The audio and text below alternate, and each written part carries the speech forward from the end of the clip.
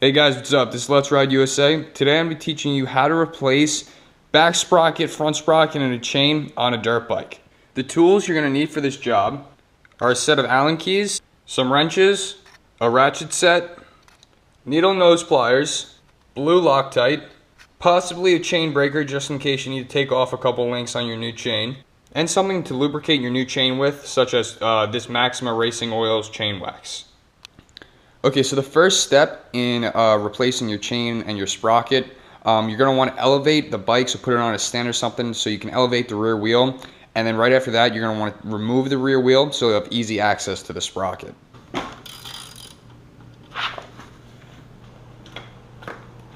There we go.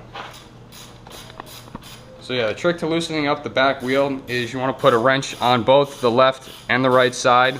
And usually just kind of kick it down, that way it breaks free of the one nut. And once that's off, you should be able to just hammer that through. Let me get a hammer real quick. There we go. Alright, now the rear wheel is free, but we still got to loosen this up to get the back brake assembly all disassembled, and the wheel will come off and we have easy access to the rear sprocket.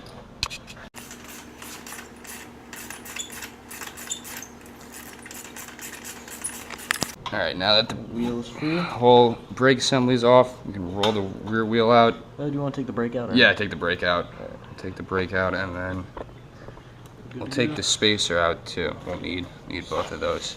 Yes. Alright. Cool. Good to start working on the wheel? Yeah, we'll start working on the wheel. This part isn't too bad. It's just, on this bike, just 4 bolts. What you're going to need is an Allen key, and then probably a wrench in the back.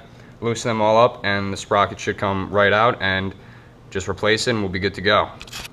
So the problem we came across is that all of these Allen key bolts are all stripped out. So what we have to do is take a wrench from the back, because the back ones are held on by normal bolts, and you can just kick those off and that should pretty much loosen it.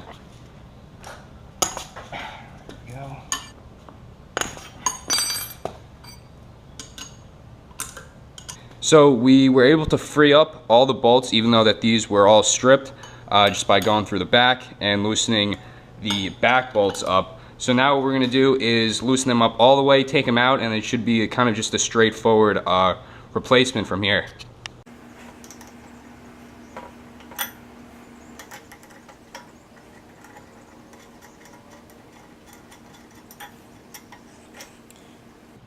First one's out. I don't think we're going to need to be saving these just because I bought whole new bolts because I knew that these were stripped out, but still we're going to put them to the side. Because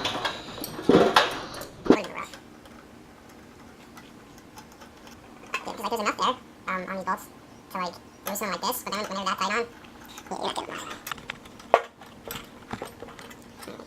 Alright, so now all these bolts are off. This comes right off, and then it should be just putting it back on the same way it came off. Wow, that sprocket is so bad. Some better days. That thing is so chewed up. Well, that's why it's being replaced. Alright, so now we've got the sprocket. Just gonna line them up. Okay, so we're just gonna put in these new bolts.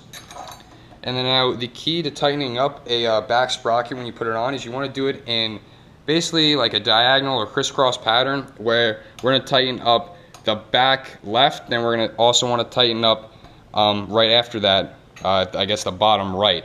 So you're going to do the opposite, so that way it tightens evenly. So this is the other thing that's pretty important when you're doing sprockets. We're going to want to put just a little bit of Loctite on the bolt and just kind of spread it around. Put that in.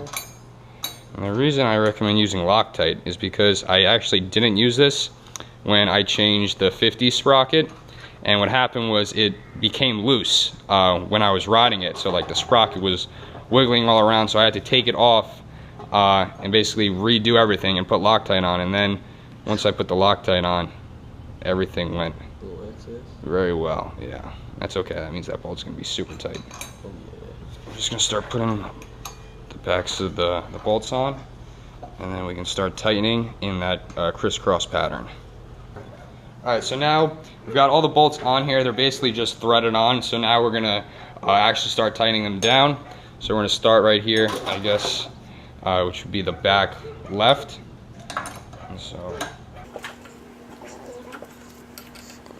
And you only tighten it like half here, and then half here, half here, half here, and then you start working your way up in torque as you go around, so that you don't bend one portion of it, or they don't get tightened unevenly. Okay, So then that's like perfect. So halfway tighten each one, I guess, all the way around. And then you go back around to each one again in a star pattern, and tighten them fully. So these are all basically half tightened, 75% tightened. So now we're gonna go back, fully tighten this, fully tighten that, fully tighten this, fully tighten that.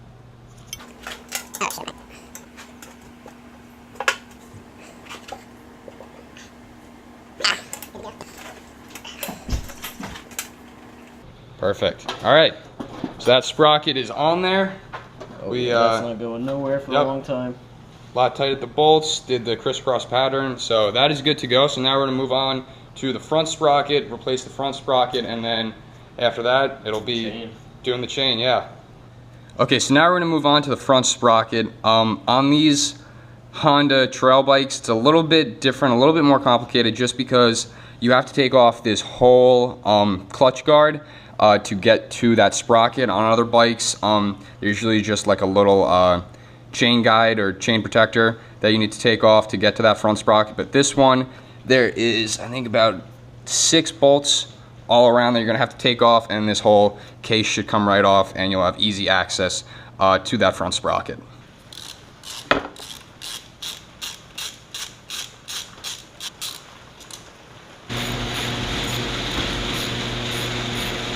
So this is the first time I'm taking this cover off.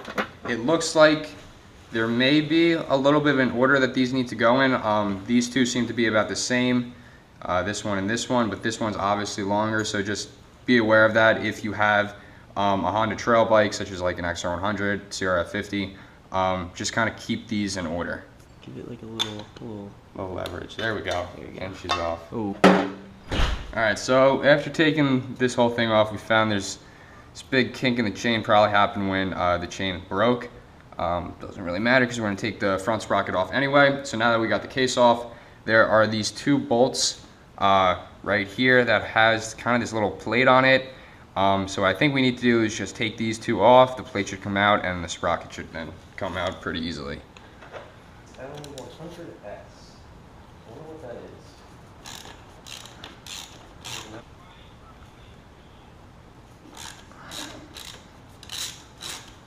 Alright, so this thing was stuck on there pretty good, so what we had to do was just take a flathead screwdriver and a hammer and just kind of bang it off, and then we got this little plate to come off like that.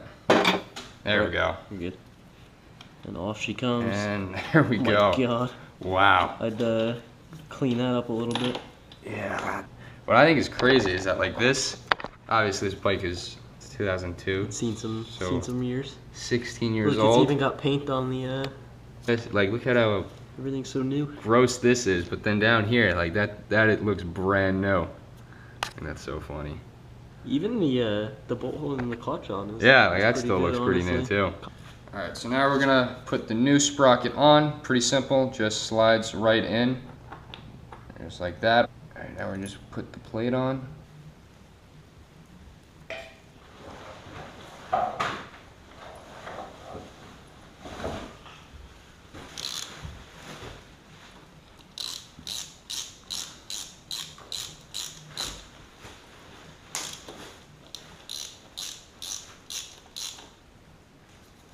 I was gonna say, try and like have something so it doesn't like move when you're torquing it. Okay, yeah, put that there. So you don't strain the transmission or anything.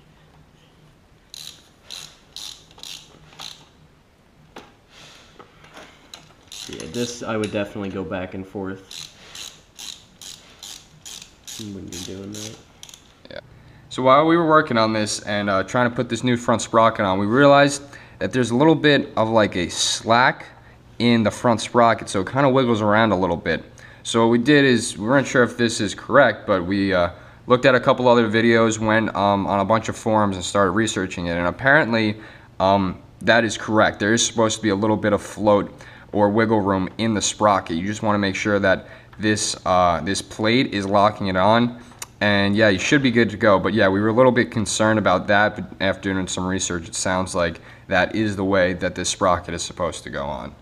Okay, so now we're at the point where everything's on. Now we just got to put everything back the way we took it off. So he's going to put on the rear wheel, and I'm going to work on putting on the front case. And then after that, once everything's on, we can get started on working on the chain. Probably going to have to take a couple links out.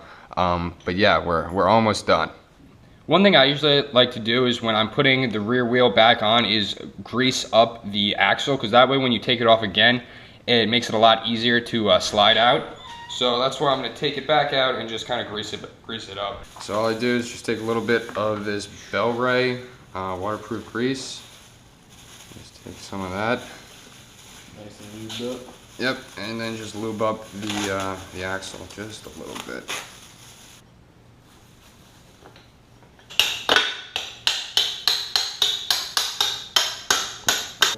Yep, so we're just going to put the axle nut on just a little bit. We're not going to fully tighten it. We kind of want the axle a little bit loose, just the way you usually do when you tighten a chain, because that's basically what we're going to do. We're basically going to be tightening this chain until we get it to the link spec that we want. Yeah, we don't probably shouldn't put it all the way forward. We want a little bit of wiggle room in case you cut too much, so that way you can still get it on. Okay, so we decided that we're not going to cut a link. I guess the stock is 118. This DID chain is a 120 link. I'm pretty sure this is the exact same chain I bought 4 years ago. I didn't cut a link, it lasted 4 years. So I think that the hassle of cutting the link probably isn't worth it. And right now it's all the way up front. So like the most that I think we could probably cut and where it would be beneficial is like 1. Yeah, and it's not even worth it. So I think we're just gonna stick to this, and it'll be backed out a little bit, but if we need to cut a link eventually, we can. So typically when I do the putting on the master link, I hate putting on the master link, by the way. I usually do it from the back just because I find it easier to kind of line it up. Connor says he does it not from the back, but yeah. So once you have these two lined up, take the back part of the master link, just slide it through. A little hard sometimes. There we go. Yep, next part is going to be the front plate. It just slides on like that. So. Yeah, so the master link, there's this open and close. We're going to put the closed side facing the front sprocket, where I guess the drive direction, so that way it doesn't slip off during use. So you kind of put the open part just about halfway, and then take some needle nose pliers and basically just kind of work at it until this clip goes into that little groove. I hate doing this. Oh yeah. Got it. Is that on? Wow. Pretty much, yeah. What about that? Does that bottom part look like it's on there? Yeah, that bottom part isn't. Got it. I think I just put it into place, but yeah, let's get a flashlight. Oh no, you're perfect. Yeah, you're clipped on there, good. Wow, that actually went on there perfectly. I've never had one. I'm a professional. Go on, thank you. Yeah, I've never had one go on that easy. From the 250. Yes. Now, next step is just gonna tighten up the chain, and we should be good to go. Okay, so when you're tightening up a chain, the general rule of thumb is about 3 fingers slack in the chain. So right now we've got basically like a full hand. So we need to tighten that up.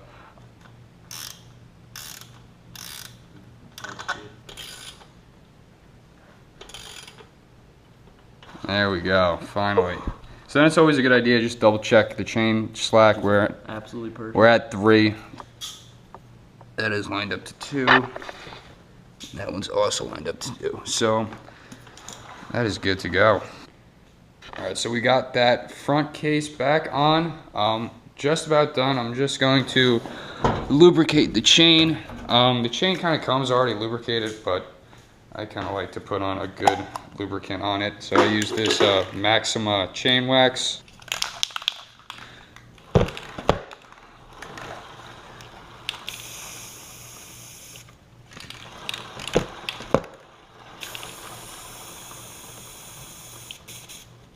Alright, so thank you guys for watching. Hope you enjoyed this video of how to replace chain and sprockets on a dirt bike.